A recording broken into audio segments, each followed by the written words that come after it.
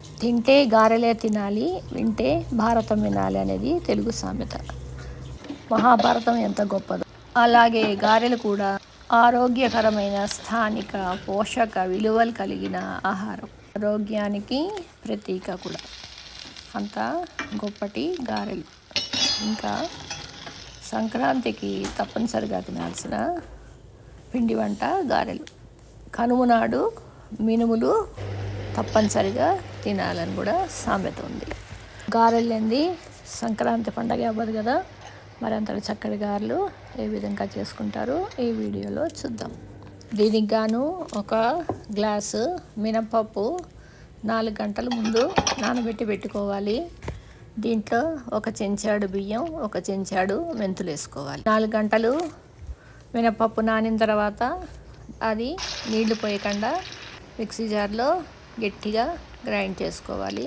ఇది గ్రైండ్ చేసేటప్పుడే తగినంత ఉప్పు, జీలకర్ర వేసేస్తే ఆ ఉప్పులో ఉన్న నీరుతోటి గ్రైండ్ అవుతుంది. కొద్దిగా వేసుకుంటే చక్కగా కాటిలాగా మంచిగా గ్రైండ్ అయిపోతుంది. అలా కాకుండా మనము బ్రెడ్ గ్రైండర్లో వేస్తే అంతా ఒకటేసారి వేసినా కానీ నీరు పోయకుండా కూడా బాగానే గ్రైండ్ అయిపోతుంది. అలా గ్రైండ్ అయిపోయిన తర్వాత దాన్ని ఇప్పుడు ఆ పిండిలో మనము అల్లం, పచ్చిమిరపకాయలు కూడా ముద్ద వేసుకోవాలి. అల్లం, పచ్చిమిరపకాయలు, జీలకర్ర ఇవన్నీ మనకి గారెలు తిన్నాక ఉబ్బసంగా ఉండటం కానీ, అరక్కపోవటంగా ఉండటం కానీ అటువంటివి ప్రాబ్లమ్స్ రాకుండా ఉండటానికి ఇవన్నీ వేస్తారనమాట. పిండి వంట రుచిగా తయారవటమే కాకుండా ఆరోగ్య విలువల్ని కూడా మనకి చక్కగా ఇందులో పొందుపరచడం వల్లనే గారెలు అంత చక్కగా అందరికీ సరిపోయేటట్టుగా ఉంటాయన్నమాట. తడి చేసుకోవాలి ముందర. తడి చేసుకుంటే మనకి పిండి చేతికి అంటుకోకుండా ఉంటుంది. అప్పుడు చేతితోటి పలచగా అద్ది మధ్యలోకి అన్నం చేసుకుని బాగా కాగిన నూనెలో వేసుకోవాలి.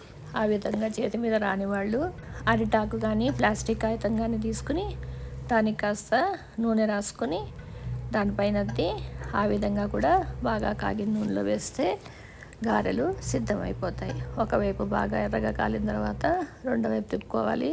పుల్లు పెట్టి వేయించేస్తే లోపల పిండిగా ఉండి బయట ఎర్రగా అయిపోయి బాగుండవు అసలు. తక్కువ కొంచెం మంట పెట్టి నెమ్మదిగా వేగనివ్వాలి వాటిని. ఒకవైపు చక్కగా ఎర్రగా కాలిన తర్వాత రెండో వైపు తిప్పుకోవాలి. ఇక పెరుగు గారెలు తయారు చేయడానికి గాను మనము గారెలు చేసే ముందరే పెరుగుని సిద్ధం చేసుకోవాలి.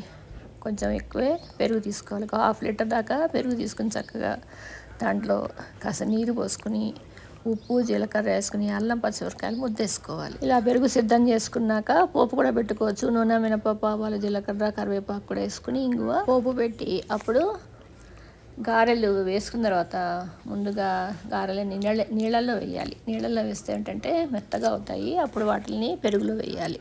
అలా వేస్తే మెత్తగా స్పాంజిలాగా నోట్లో వేసుకుంటే కరిగిపోయేటట్టుగా పెరుగు గారెలు చాలా బాగా వస్తాయి. దాన్ని పైన కొత్తిమీరతో గార్నిష్ చేసుకుంటే ఆ రుచితో ఇంకా బాగుంటుంది. అంత చక్కని కమ్మనైన గారెలు కనుమ తప్పనిసరిగా తినాలన్నమాట. పెరుగు ఏ విధంగా వేయాలంటే గారెలు మొత్తంగా ఆ పెరుగులో మునగాలన్నమాట. అంత పెరుగు ఉండాలి. అప్పుడే పెరుగు గారెలకి రుచి ఉంటుంది. ఇది ఇంకొక టిప్.